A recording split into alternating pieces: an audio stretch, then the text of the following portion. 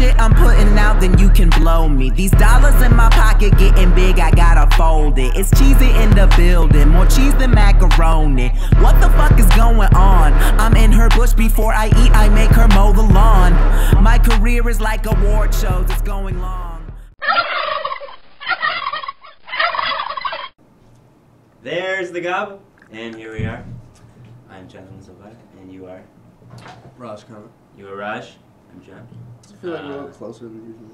Nope. This is Technical Fowl Show. Our producer, Allie. Hey guys. Hey. Hello. Hey. Alright, and episode 2 of this new season. We're going to talk about another division like we did last time. Last time was the Southwest. And this time, we're doing the Southeast, I think, is what we decided. But before we get to the division talk, I wanted to talk a little bit about well, there was the Twitter thing with current news in the NBA. Yeah, this is what you get in the off season. Yeah, so if you're not familiar, Kevin Durant and Dwayne Wade had like a little back and forth. It started out with Durant looking at he was on some video website and he was looking at the Sports Illustrated top 10 players in the league, and he said, oh yeah, you should probably have James Harden on there. And at that point, most players would probably say, or actually they asked him, and who should they take off? And at that point, most players would probably say, oh, I don't want to take anything from anybody who's on there. They're all great players, blah, blah, blah. But he decided to say Dwayne Wade. And so, whether or not that's warranted is actually an interesting discussion. But then on the next day, or actually probably the same day, Dwayne wrote, he Instagrammed a photo of him, of a written note response sort of thing. He said, it said something along the lines of, Kevin Durant says that I should not be in the top 10. Show him your place in history again, which I thought was funny because obviously they beat them in the finals in 2011. So, or that was 2012. 2012. So, and then Kevin Durant responded with like a tweet. He said, show me, don't tweet me, which he didn't really tweet him, but that's what he meant by it. Yeah. It would have been funnier to tweet it at him. Yeah, it would have been funny if they were both tweeting at each other because, it's interesting to say the least. We're interested in this stuff just because there's really nothing else going on.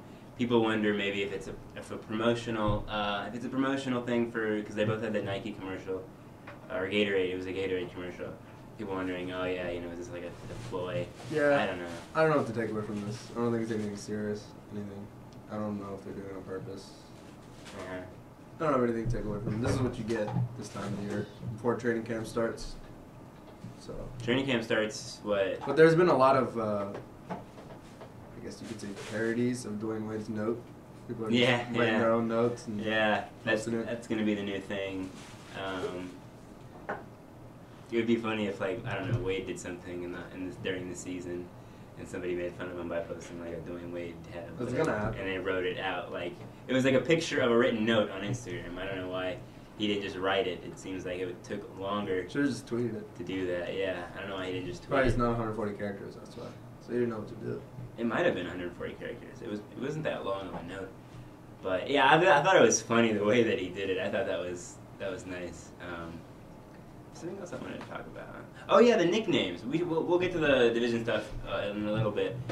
I still want to talk about the NBA announced, or there's a report, I guess, more specifically, that the NBA might have, for 2 teams, put nicknames on the back of the jerseys, meaning that instead of Chris Anderson, or instead of saying Anderson on the back of his jersey, it would say Birdman, which is his nickname.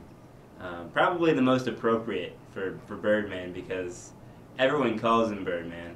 Although I think people call him Bird, too, just like Bird. Maybe they'll Birdman. Maybe they'll call him Bird. Birdman. But then, so it's for the Heat and for the Nets are the 2 teams that they decided to do that for. Obviously, with the Nets having I don't know why they singled out those 2 teams. The Nets have a lot of players who have nicknames like KG, Paul Pierce, Jason Terry. All those guys kind of have nicknames. Joe Johnson? What's Darren Williams' nickname? Joe Johnson's Armadillo Cowboy. You get that if you watch. And what's Darren Williams' nickname? don't know. He should be white chocolate. They should just get him No, white. you can't just take Jason Williams. The best thing that I got from the whole nicknames discussion was that imagine the nicknames that we missed out on. Could have had the real white chocolate, Jason Williams, back when he was, Miami or, just Sacramento, Memphis, all the places that he played. The Admiral for David Robinson. I think they had it a long time ago. You could have, I read that too. He played, they had You could have Magic on the back of Magic's jersey instead of Johnson. True. Bird would probably be Bird. Mo, maybe like. He could be the original Birdman. Yeah, well, he would be Bird though. Robert Parrish was like the Chief or something like that. Kevin McHale didn't really have one. Nick, can you think of any other ones that would have been pretty funny? Like. I don't know about funny. Well, like. I don't know. They're cool. They're not like George. Well, like white chocolate's funny. That's a humorous. That's like no one would take that really seriously. Larry Johnson would be Grandmama maybe. Patrick, Gary Payton would be the glove. He'd have glove on the back of his jersey. Those are some of the best ones. We'll see if they actually go through with this. I don't know. I feel like I don't know why they would do it to only 2 teams. Well, they want to do it because it's more jersey revenue, which is obviously a big thing. I'm assuming they would only do it for like a couple of games. Oh yeah, they said it was 2 games. They said they'd wear it for 2 games. Maybe they'll wear it when they play against the Nets. The 2 times they play against the Nets. I don't know. That seems like it would make sense. That would. Because you wouldn't want to have one team. You know what I'm saying? Like, that's just going to make people tune into the games. Even the box score stuff is going to get screwed up because the back of the jersey. I guess the they can still the do number it. Will be the same. They can still do it for the number, but some interesting ones were like, what do you do for CP3? Do you have like CP and then the number, the big number 3 because he's already got the 3 on his jersey. You know what I'm saying? Or like for like Wade, would Wade be Flash or would he be like he wants to go as like for a while after they won the championship he wanted to only be called 3. And then he also wanted to be called Wow. You don't get to choose your nickname. We assign you. Well, that's what I'm wondering. Is it the league that will decide it, or is it the fans that will decide it? What do you do with like Rashard Lewis? What does he get? He a nickname, didn't he? You can call James Jones. James Jones. What do you do with these guys? James Jones is the treasurer. First of all, he's the treasurer. Okay. Michael Beasley would be Super Cool Bees. I would probably buy that jersey. I would definitely buy that jersey. I kind of wish I bought his jersey. When it was up for sale, it was like $10 because it was like discounted because he wasn't on the team anymore. But now he's back, even though he's not really on the team. I want to buy a Sean Marion jersey. I think that'd be funny. This is gonna have people buy jerseys. Is really what the whole point of this is, which is fun for us NBA fans. But it'd be funny to like see like a kid. I mean, it'll be good to see the commentators instead of saying their names. They'll be like, oh, King James with the ball. Yeah, that would be kind of weird. Birdman. No, they say Birdman. They say Birdman anyway. Well, some of them do. Well, they say Jet. You know those. Yeah, Jet. Truth, KG. Would KG be KG or would it be like the big ticket? I don't know. It'd probably be the big ticket. He had 2 different nicknames throughout his career. But yeah, that's what I want to touch on that a little bit. That's the news this week. Maybe we'll try to have some news segments as the season goes on, along with our divisional reports and report cards or whatever you want to call it, evaluations. So yeah, stick around. Take that and transition to. No, we have to do a commercial break. But coming back. Talk about the Heat. You want to do it? Want to come back? Come back. Don't leave. Oh, yeah. All right. Well, yeah. Stick around.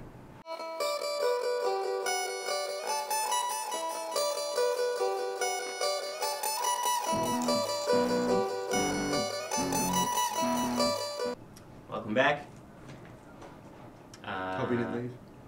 We come back. So we're going to talk about the Southeast Division. Pretty, I don't know. It's the same as it was. It's the same as it was last year. I think you obviously have the Heat at the top. Maybe they'll go for more than 60 wins again. Maybe they won't. It's tough to say. I don't think they will. I think they're going to start having. You're going to see Wade rest him a little bit. You're going to see. I want to say this about Wade, and this kind of ties back into our last segment. People think that he had like a bad season last year, or that he like wasn't a good player. I mean, he had a career high in field goal percentage. Like I didn't say he did bad. I just think I'm not saying you did. I'm saying that like the media collective has decided that Wade had a bad game or a bad season. He had a bad finals, or even probably partly a bad playoffs. At least when it counted against Indiana and the other team. Well, Did they play Chicago? No, they didn't. Yeah, they did. They played Chicago. Yeah, I mean, Yeah, they did. yeah. So he, you know, he had a few bad series in that series. The playoffs happened. People's averages go down. He was also injured. People just are forgetting that he was like still really good last year. And I'm predicting another really good year from Wade. Like a better than last year, maybe even better than the year before that. I think he'll be close to 25. You know, I think that's something that people are stuck on, is they remember the last thing they saw. Yeah. Like Paul George, for example, I've been saying it. I think he's overrated. Well, I don't think so. I was Because his season was great, but it wasn't that good as people. And then he started playing well in the playoffs, and people were like, "Oh, Paul George, superstar." Like, you know, you have to at least do it over the course of the season. I agree with that, but I would also say that he was like, what is he, like 23 or 4? I mean, like, no, he's great. If I think he's gonna be a great player in this league, but he's not. People who are calling him a superstar already are wrong, and like they're basing it off of a couple of rounds in the playoffs. I don't know if he is a superstar. I would say that this coming year, could be the year that he becomes a superstar. This is the year, and that's why I would have waited to give him an extension until like November or December. The extension deadline is not until then. Extensions are weird because you always say, well, why would you give him more now until you've seen? But with guys that you think are your franchise player, you know, you wrap him up whenever you want. I say Paul George, even if you give it to him in a couple months, he's gonna accept it. Oh, he would definitely accept it, but so you want why not? Because you show him, hey, you know, we care about you. We want you on this team. We're gonna pay you before we have to pay you, and that's something that, like, you know, like for LeBron when he was coming up. Paying before. No, I'm saying then just when he was being like when he was coming up and he was at his contract extension, they wrapped him up early because they're like, you know what, man, we like you. You're a franchise LeBron player. is different than Paul He's George. different, but it's the same scenario. Paul George hasn't really shown much besides the last 2 rounds of the playoffs. And I would disagree with that too, because I think, you know, he didn't have a superstar season in the regular season, but he had a star season. I think he was an all-star. So, he was an all-star. So that counts for something. You don't just get in the all-star game. I'm just saying, people are calling him superstars, and he's not that level yet. I would say, I mean, why not be the first one on the bandwagon? You know, like, call him a superstar until he hasn't shown that he's not a superstar in the playoffs. He hasn't shown that he is elevated a superstar. We all like a lot of people. We all like to see players elevate their games in the big moments, and that's what he did last year. And so, you know, calling him a superstar might be a little bit of an oversight. He finished with a lower PER than Tony Allen, and we all know how bad Tony Allen was. In the playoffs or in the regular season? In the playoffs. In the playoffs? Well, I mean, I don't care. Like, PER is a flawed stat. I saw a player who I would like on my team, so have a low PER. Have no PER. I don't care. Right, we're getting off topic. Yeah, we are getting off topic. But like I'm saying, with the Heat, like you know, I think that Wade, and I think that he's. I'm predicting personally, because he's a guy who, when people count him out, he comes up really big, and we've seen that. I mean, I've seen that in his whole career. So people are counting him out now. He worked out with Tim Grover. I mean, everybody always does that, but the last time he worked out with Tim Grover was the year that he led the league in scoring. So that's probably a good sign. All right, let me ask you: are the Heat the favorites to win the title again this year? Yeah, of course. They're the people who are being chased.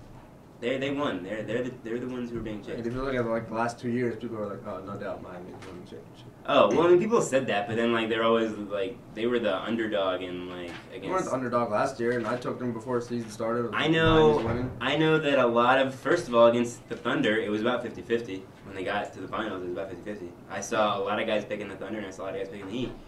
Against San Antonio, I saw a lot of guys picking the Heat, and I saw a lot of guys picking San Antonio. It split both times. That's different when I'm talking about before season starts. People always pick their favorites to win the title, and I'm pretty sure majority of the time, like last year, I remember reading the thing on ESPN. I forgot how many there were. Yeah. All of them picked the Heat. One guy picked the Lakers.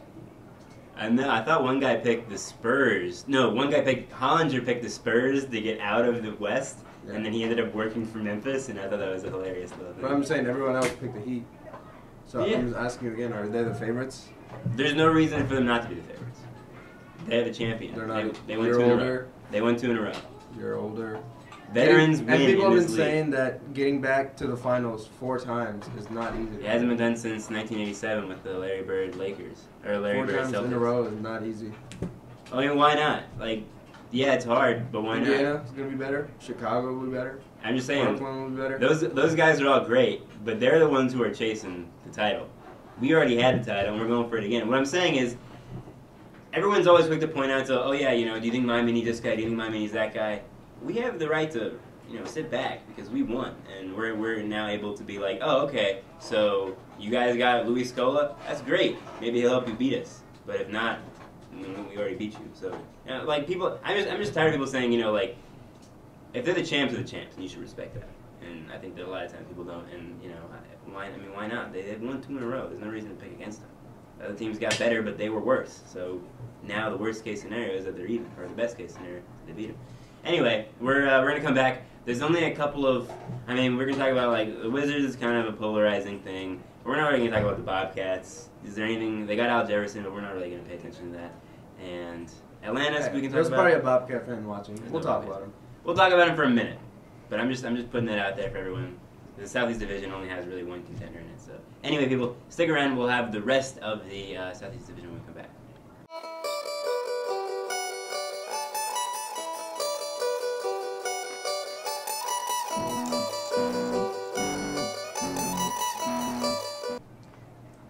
Welcome back.